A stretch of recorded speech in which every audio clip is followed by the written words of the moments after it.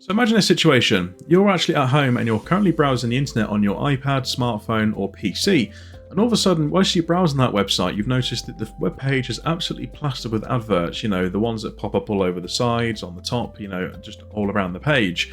Or maybe you're on your smartphone and all of a sudden you've downloaded a free application from the App Store, and all of a sudden that free application turns out to be an ad-infested application where it's just full of adverts every 5 minutes. Or maybe you even just gone to watch a program on your smart TV. For example, here in the UK we have apps like ITVX, Channel 4 and Channel 5.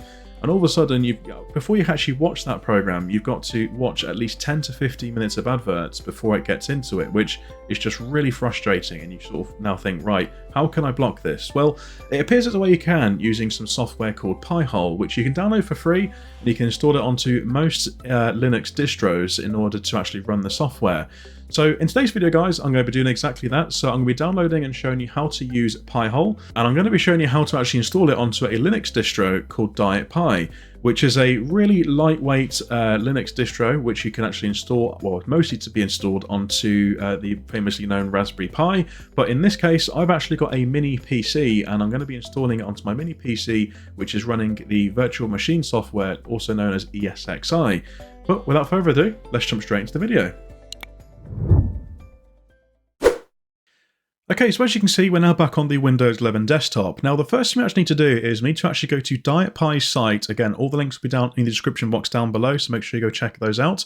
And once we've actually downloaded DietPi, we're then going to look at installing it, and then we can then configure Pi-hole that is running on DietPi.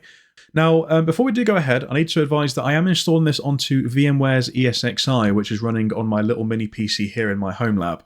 Now, if you aren't looking at installing this onto a virtual machine, or maybe installing it onto, like, for example, like a Raspberry Pi, then the installation process will be slightly different. But once you've got the OS installed, you can then come back and then follow the steps to get it all sourced out. What I need to do is right at the bottom here, again, let's open up the DietPi website. So again, the website is just dietpi.com. Once you're there, you can go to download at the top, and then it will then show you all the hardware instances that you can actually install this software onto, or the OS onto. Now, I'm going to be looking at the PC/VM section, and I'm actually going to be using the VMware ESXi, so I'm going to click on this right here.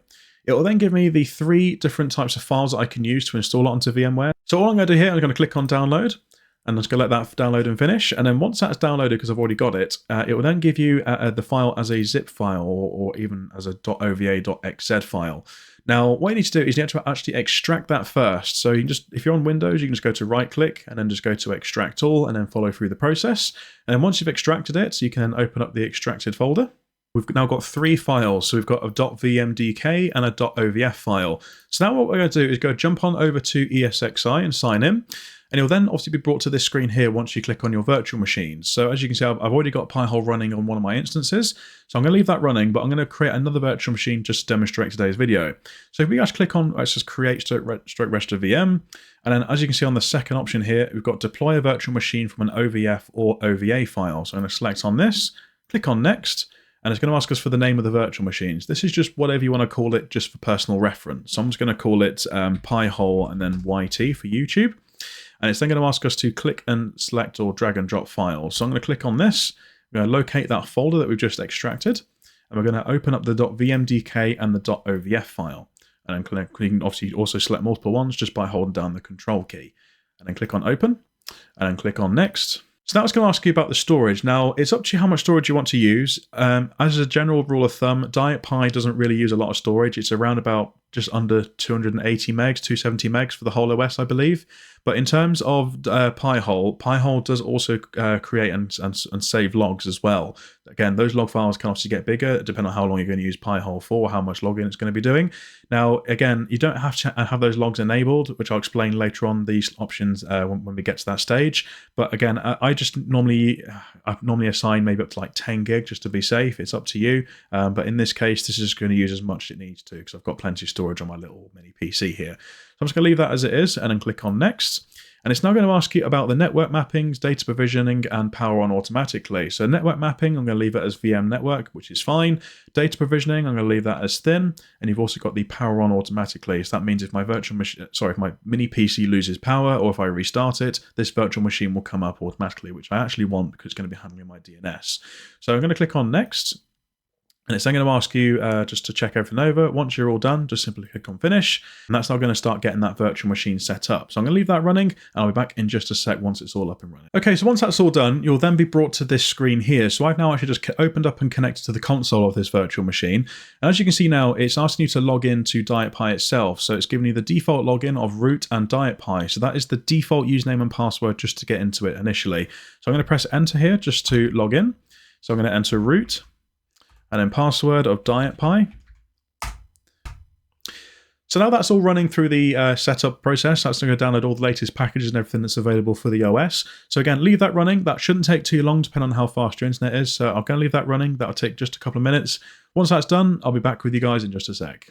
Okay, so this is now the screen it's going to bring you back to. So as you can see, it's now asking us to configure the keyboard itself. Now, I don't really worry about this too much just because, again, I'm connecting to this as a virtual machine. If you are maybe installing this onto a physical PC or a physical device that you're going to be actually accessing with a keyboard, then I would probably be more worried about it. But because I'm just accessing the virtual machine, I'm not too worried, and it's never caused me any issues. So I'm going to leave it all as default.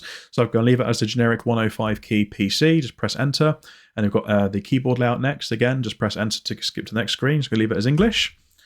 Skip that as well. Leave it as a default. No compose key. And there we are. So now it's going to bring you to this section here. So it's going to now ask you if you want to change the global password for the DietPi software installs. Now, I would probably advise on doing this. This is basically so when you install software on DietPi, it will ask you for the password. And I've also noticed that in Pi-hole, it will actually use this global password as well. So make sure this is a password that you will remember to get into Pi-hole and also DietPi as well.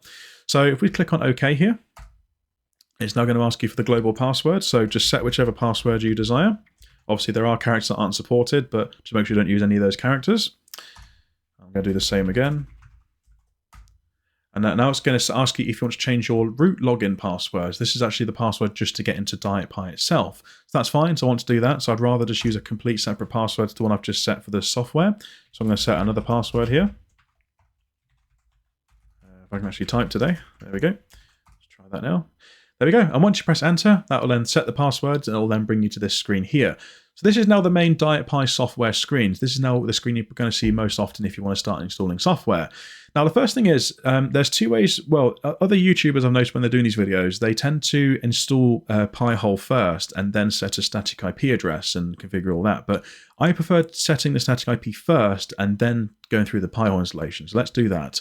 So we're going to go down to, using the arrow keys, going to go down to the DietPi config just right here and press enter.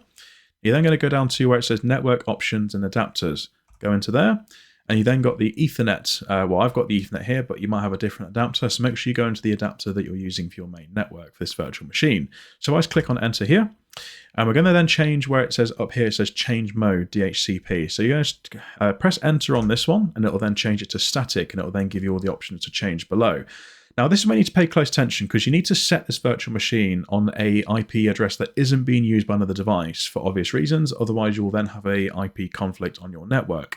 So I'm going to actually hit enter. And I'm going to just, for today's video, I'm going to put this on the IP of 128, just purely for demonstration purposes. Now, I'm going to actually, I need to change it onto a different subnet to match my router, but I'll explain why I'm mentioning router later on in this video, because you can actually set up Pi-hole to be device specific, or if you want to have it running on your whole network, you can configure it through your router. But I'm going to be using it through my router because I want to actually do it through the whole network. So I'm going to click on set my IP address here. Once that's done, just click on OK, or press enter even for OK, not click, sorry. And it's going to ask you for the static mask. That's 255.255.255.0. That's what I want it to be. And we've then got the static gateway. So the static gateway is the router. So I'm going to set that as .1.1. And then you've got static DNS. Again, I'm just going to leave that as .1.1 for now. That's fine. And everything else I'm going to leave as default. So if you just go down to the very bottom, press enter to apply, and then just go left and then OK. And that will then just quickly restart the network module and then set your static IP address. So just give that a second and then we'll be back with you in just a sec. Okay, so I'm back now. So unfortunately, the IP address I set originally was being used. So I had to change it just to 1.1.127. So as you can see now, once you've actually set that IP address, the IP will then change in the top left corner if that is confirmed. So as you can see now, it says IP, and then it's got the IP address right in the top left-hand corner. So once that's done, you can simply just go down to the bottom right down here. And then if we just press tab and then go down over to back and then press tab again to go down to the bottom options and go to back tab again, come out of there, and it then brings you back to this menu here. So this is now where we can now start to look at installing Pi-hole on DietPi. So we're now going to go down to Browse Software. And this will then bring you up a massive list of software and things that you can install into DietPi. It's very cool, guys, so you might want to go through it and have a look at other instances of what you can run here as well. I'm still trying to play around with it myself, but it is really good. Some of the stuff you can install in here is just brilliant, and it's very lightweight as well. So if we just scroll down here, as you scroll down, there'll be a section for DNS. So it's not too far down. It's about halfway, just going up to 3/4. So we just keep going down here. There it is. And as you can see here, it's got DNS servers. It has 3 things. So it's got Pi-hole, AdGuard, and Unbound. Now, Unbound is something else you can also configure for this, but I'm not going to be covering that in today's video. I'm just going to be purely showing you how to do a simplified setup of Pi-hole and just get you guys going at the start. So if we go up to Pi-hole and then press the space bar just to select it, and you're then going to press tab just to confirm at the bottom, and then press enter. And then straight away it's going to ask you now. So it's going to say, would you like to use Unbound? I don't want to use Unbound, so I'm going to click on skip. And it's going to say, right, now you need to set a static IP for DietPi, which again is advised. That is why I specifically say you need to do it first rather than doing it now. So now we've set a static IP address, we can obviously just go ahead and skip. And then once we've done that, it'll bring me back to this menu here. So if we now go down to the install at the very bottom, press enter, and it's then going to ask to say, DietPi is now ready to apply your software choices. And as you can see, we've already selected Pi-hole, which is just right there. So would like to begin? Absolutely. So let's go on OK and hit enter here. Now it's going to ask you to install a web server, because Pi-hole does run on a web server, so you can actually access it via an IP address to be able to configure from another device. So I'm actually going to use ESXi just because I prefer that web server, because it's also very lightweight. You can use any other ones if you want to. You can use Apache or the Light PD. It's up to you. I'm just going to use Nginx or ESXi. So I'm going to click on this one and then hit enter to confirm it. And that's now going to quickly run through the install of the web server, which should only take a couple of seconds here. So let's give that a second just to run through that. Okay, so once it's run through the web server installation, you'll then be brought to this screen here, which is just the Pi-hole automated installer. So it's going to say this installer will transform your device into a network-wide ad blocker. So actually, as I said, it blocks adverts and also tracking as well. You can also do various other things as well, but I'm just going to be focusing mostly on those 2 today. So what we're going to do now is going to simply hit enter to click on or to tap on OK. And it's going to say Pi-hole is free, but powered by your donations. And then tap enter there as well. And it's going to say the Pi-hole is a server, so it needs a static IP address to function properly. If you've not already done so, you must ensure that this device has a static IP. Well, it does have a static IP, so that's fine. So we can click on continue. So the next option is actually going to be about this upstream DNS server. Now, the way it actually works is your device will normally make a DNS request going through a server that you set by your choice, or if not, it'll be using your default ISP server. Now, because obviously we're going to be setting a custom upstream server here, the way Pi-hole works is it's basically a DNS sinkhole. So your device will essentially the DNS request will go through Pi-hole first before going to the DNS provider, because Pi-hole will then filter out and take out anything that has been blocked, specifically specified in the list that you add. So again, it's up to you which DNS provider you want to use. You can change this at any point. Usually I either use Cloudflare or sometimes I do use OpenDNS. I don't really tend to use Quad9 or Google, but in today's video, I'm going to be using Cloudflare. So what we're going to do is, again, using the arrow keys, you're going to go down to Cloudflare and just going to press enter on this. So I'm going to say Pi-hole relies on third-party listener to block ads. You can use the suggestion below and or add your own after the installation. So this is, as I said, so this is basically a list of domains that, again, some of them are community made as well that support the project. And this is obviously Pi-hole's recommended own list just to get you started with. So I normally select yes to this because it's good just to use some default ones that they recommend. So and press enter to go next onto this section. And the next one now is it's going to ask you about selecting a privacy mode. So again, this link, I'll provide a link down in the description box down below. It'll actually provide some information based on this. Now, if obviously, the way to sort of look at it is if you want your DNS requests to be seen so that you can see what devices are making what queries and where they're going to, for example, then it's good to leave it as show everything. But maybe you've got like, I don't know, let's say you've got quite a lot of members in your household and you don't really care, you don't really want to see the request, you just want it just to purely block and that's it. Then I would obviously suggest going to anonymous mode, because that then won't make any logs at all of any requests that are going through your network. But again, I'm going to leave it on show everything because this is what I normally do if I am trying to track what's going on in my network and you want to look into things a little bit deeper. So I'm just going to tap on enter right here.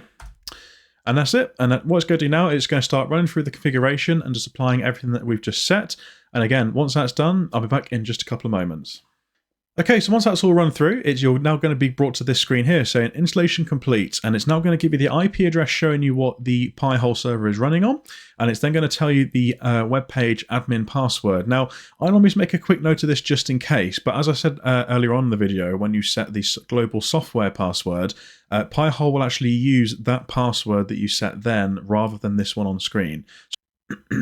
And now it's going to say, in order to increase security, it is recommended to block public access to Pi-hole admin panel. So basically, that's basically to stop users being able to access it on like on your WAN. So again, if you only want to be able to access it on your LAN, which is your local area network, then again, I would really advise doing this. So I'm just going to go select on yes, press enter on that one.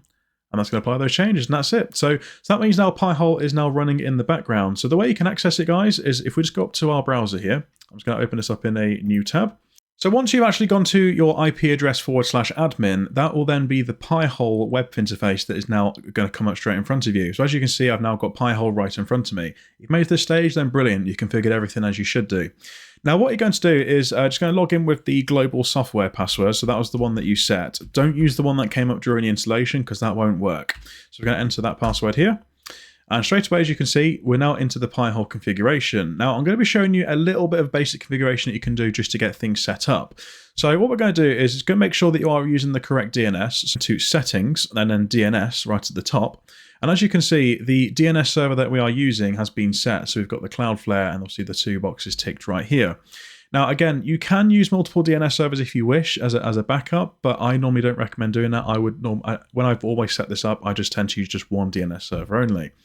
Now, if we now jump over to the add list section, this is basically where you can add a list of domains that you want to be filtered and blocked to not be used or to not basically be allowed to use.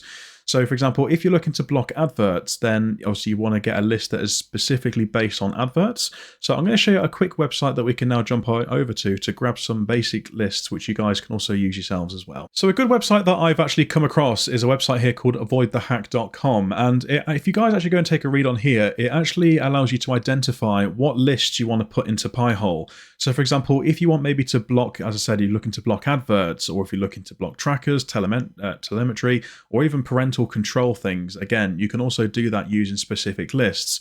But if you scroll down on their blog post here, again, you'll have an option to actually go to the common or a website which actually explains quite a few sort of lists. So as you can see, you've got quite a few sort of block lists down here. So they've got one called Easy List, one called DNS Block List by, I think it's HZ or Hagz. And if you scroll down, again, one called the Firebog. Now, personally, I use one called the Firebog, which is this one here. So I'll show you the site now. So you can access that again just by going to firebog.net. And these lists are quite commonly updated. So these are ones that are quite sort of available and a lot of users do tend to use. And it explains on the site here. So it says lists in green and bulleted with a tick are least likely to interfere with browsing. So that means because again, if you do start blocking things, or if you decide to use every single list on here, you'll notice that you will have random things happening, like you'll be able to access certain sites, or things may look a bit broken just because it is trying to filter out the content. So it's not advised to use a lot of lists. As a general rule of thumb for myself, I normally use maybe 2 or 3 from each category at a maximum. I probably maybe advise a maximum of 2 lists. So what we're going to do is I'm going to add some advertising lists into Pi-hole. So let's use the top 2. So we've got one here which is for Adaway and the one for Firebog. So again, these are just simply websites that, if you click on them, as you can see, it's just a plain sort of text that's hosted on a specific domain, and it shows all the domains and sites that are blocked, which are going to be added into your list. So if we now just go back, and what we'll do is if we just copy the 2 lists right here, so just copy those. And then what we're going to do is just jump back into Pi-hole, and at the top you've got this section here that says add a new ad list. So I'm going to now right click and then paste those in. So again, you can paste multiple lists in, just make sure that you've got a space between each domain that you're adding into here, or each URL even. And again, you can also add a comment. So for the comment, just for personal reference, I normally put the name of what those lists are. So for example, if I'm blocking advertising, so in this case we are blocking advertising, I'll put that purely as just advertising. And then if I then click add, as you can see, those 2 lists are now being added to our block list. So if we now jump back over, I also want, let's say, for example, I also want to block maybe some malicious websites, so malicious lists. So again, I'm going to copy the first 2, because again, I don't want to do the whole lot to avoid any issues.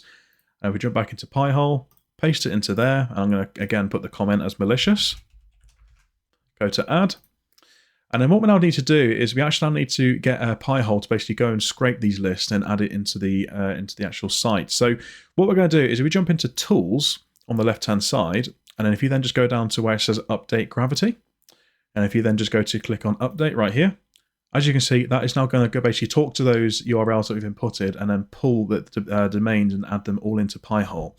So if we now jump back over to the dashboard, as you can see, we've now got domains on the ad list, and it says here there's 188,917, which is quite a few. Now, I've seen some people that have had like over 1 million domains on the ad list. Again, it works differently for everyone. If you've got, you can get ad lists from anywhere. May want to obviously just do a bit more research into them before you do start using them, but just make sure you do use the right ad list.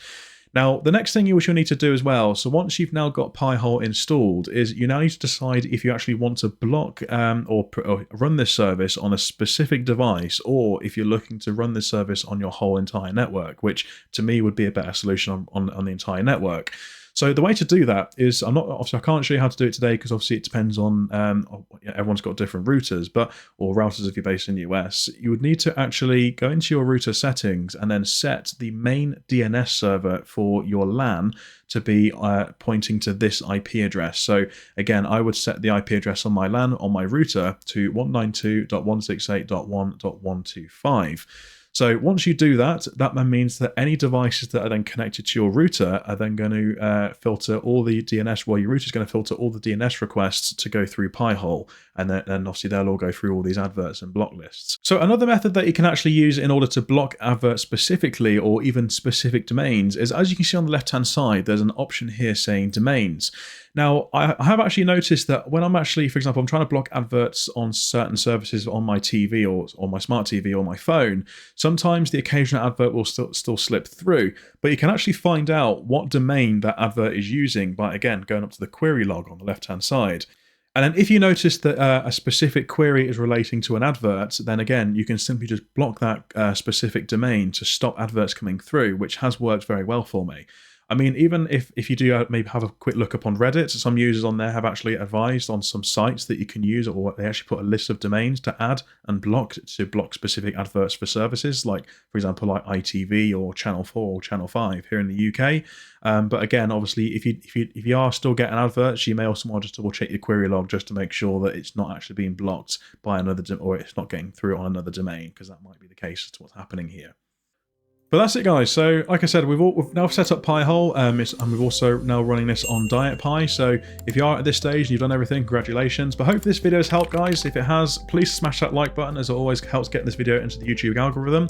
Please also leave your comments down in the comment section down below, or any questions that you have. Again, I do always try to get back to as many people as I can, but because the channel's now growing and getting quite a few comments, it is quite a struggle to get back to everyone.